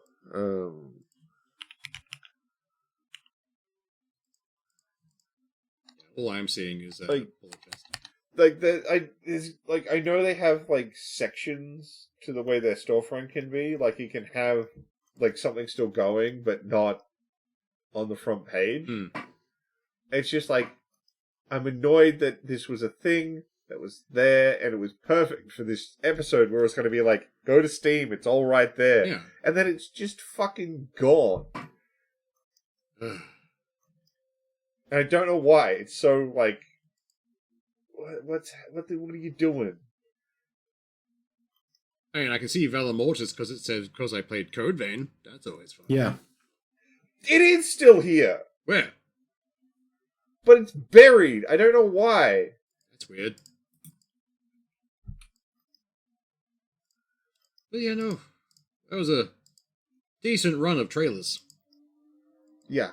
So, sorry, I'm having a weird, like, middle of the episode fucking crash out over stage. Oh god, we're only at the middle? I looked at Summer Games Fest. I just looked up Summer Games Fest on Steam, and I found the page of all the stuff that was announced at Summer Games Fest. It's like, so it's definitely still on Steam. It's a thing you can find on their platform. I just don't know why it's not on the front page where I can just tell people to go and click it. That is a bit strange. What are you doing, Steam? Weird shit. Anyway. Oh yeah, there's an easy way to get to it. If you go from store, you go to special sections and then sales events and scroll down. Yeah, it's still like 3 layers deep. But it shouldn't be that fucking hard to get to. And it wasn't when I found it the first time. That's why I'm so frustrated, because it was like you had an entire section that was just showing this stuff off. Why is it not there now? Old news, onto something new. It seems that way. The Steam front page has ADHD. We all know it. Yeah. Ah well. Yeah. Sorry. That. Can you tell the tism happens sometimes? Just occasionally. So, we are more than out past an hour, so we'll let you go. Y'all have a good one. Bye. See ya.